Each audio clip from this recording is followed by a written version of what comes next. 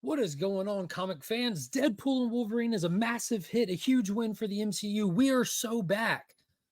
Or are we? Let's figure all that out. I got some thoughts on this and I played with some numbers and came to an interesting conclusion. I'm going to weigh in and I want everyone else to weigh in as well. Go ahead, hit the thumbs up, subscribe to the channel. Let's get going.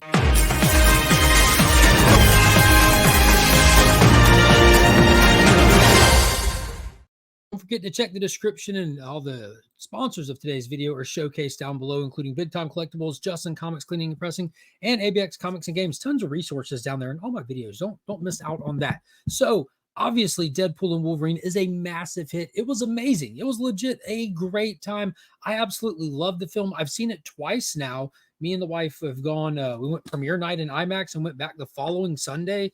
It was a blast. It's doing fantastic at the box office. Even as of the time of recording this video, it's had 2 successful weekends and it's over $800 million. It's tracking to most certainly break the $1 billion mark and most likely dethrone the Joker for the top rated R spot for the genre for all time, for whatever the record it has. It looks like it's going to break that.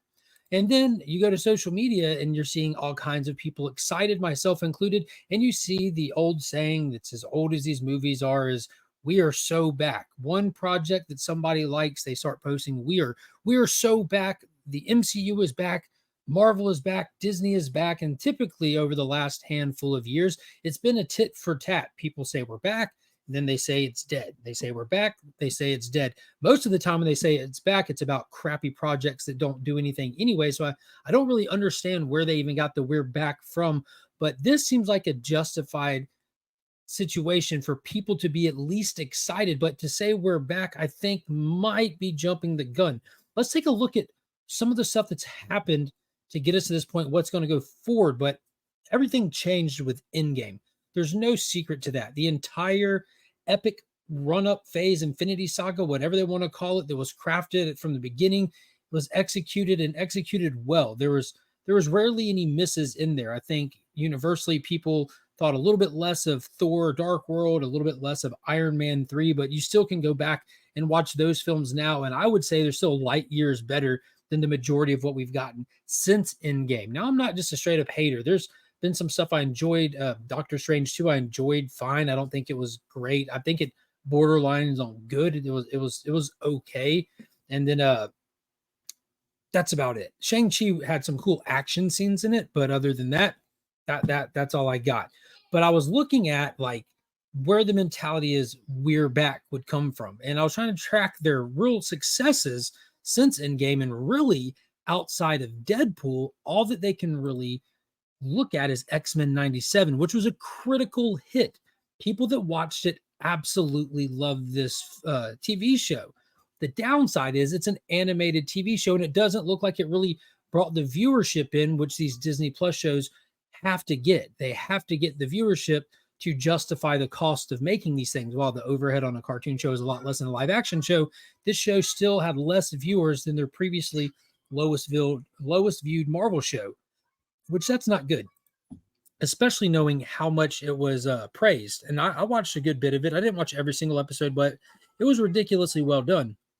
Now, I sat down one night not long ago, and I was just kind of bored. And I was kind of wanting to look at some box office numbers, as I enjoy doing.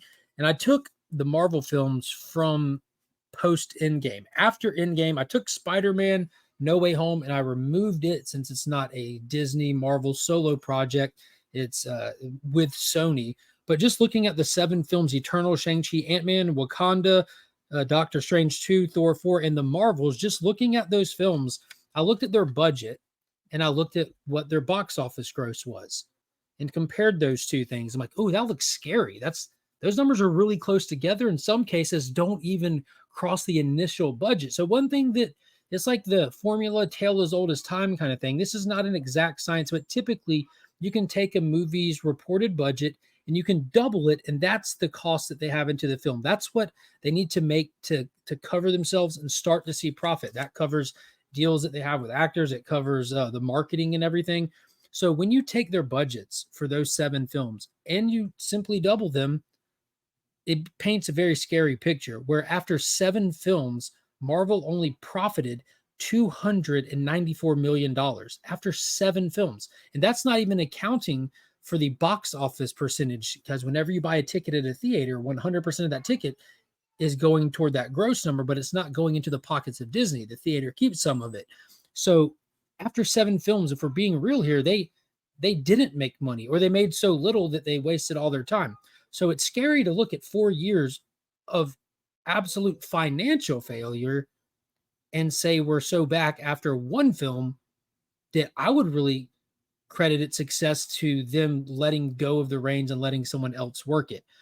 But before we jump on the we're so back train, I think we need to remember that we still have to get through Agatha. That's our next project, our very next Marvel thing that we're getting after the high of Deadpool Wolverine will be a TV show out September 18th called Agatha All Along, which is kind of exactly what's wrong with this phase. Like, whether you like Agatha or not, I don't care. I'm not talking about that. I'm just telling you right now, from a business standpoint, from Disney, this is so obviously a bad idea. It blows my mind that this ever saw the light of day. But here it is, actually being released. It's kind of scary. I think the next opportunity we'll have to actually see if we're on some kind of consistent basis of not just quality projects, but well received from fan projects is going to be a tough one. Now, I personally am very excited for Captain America Brave New World. It'll be out on Valentine's Day next year, but that's the next theatrical film we'll get. Now, I do like that we're spacing them out. I think that was one of the big downfalls of the whole Disney Plus era, is too much too fast, obviously watered down people's expectations, the quality of stuff. It just got everybody used to what we're seeing, and it wasn't exceptional anymore. But this film has got a tough hill to climb. You know, not everybody is on board for Anthony Mackie donning the mantle of Captain America. Some people like the old school character. He can't be replaced. The vast majority of people that are buying these tickets aren't following along in the comics. And to be fair, in the comics, when Falcon took on the mantle of Captain America, they were absolutely terrible comics. I read them here recently. I went through the compendium, read them, and did a video on that. I still think this movie has huge potential. I think, especially bringing the Red Hulk in there, that it might be something that'll get people out there. And as an actor, Anthony Mackie definitely is enjoyable to see on screen. So having an Arrow with him as Cap, I think is perfectly fine. He just established him completely separate. Steve is gone. That's another thing they're going to have to figure out. But I think we're on the right path. You know, we saw the San Diego Comic-Con announcement with Robert Downey Jr. returning to the franchise. Now, I don't know how to feel about him returning as Doctor Doom. That's wild. You know, in the comics, stuff like that works. These comics have been going for over 80 years. All kinds of stories have been told. Readers have been following along. You do something outrageous and it returns back to normal. But it feels like a Hail Mary move out of desperation, which that might be what we need right now. You know, Ryan Reynolds and Hugh Jackman just showed out absolutely how much it doesn't matter what you're doing, as long as you're doing it right, that the fans will show up. We're excited to give you our money. Just let us give you our money. So I think Captain America is that's a tough one to call, really tough one to call. But after that, who knows what could happen. They got the Russo brothers back for the Avenger films, and they're bringing Robert Downey Jr. back. It feels like they're getting rid of everything that they've been trying to do. Like, it doesn't work. We lost our anchor being with Robert Downey Jr. We have to bring him back in some capacity to get the good graces of the fan back. You know, once we get to the Secret Wars thing, we can kill it all via story and have a whole reset, whole fresh MCU after that. Whether they're recasting, starting from scratch, who knows? But it'll be a point where those kind of decisions can be made, because without our pillars of the MCU, without our superhero pillars that people grow up just knowing, Captain America, Iron Man, Thor, you don't have anything. Everyone else are just extras in their universe. That's really what it is. No matter how much we like or dislike all these other characters, you have to have your mains. It's like having a DCU without the Trinity being involved. It doesn't work. It doesn't even make sense. But hopefully we'll get to a point where the MCU is back. I don't think it's there yet.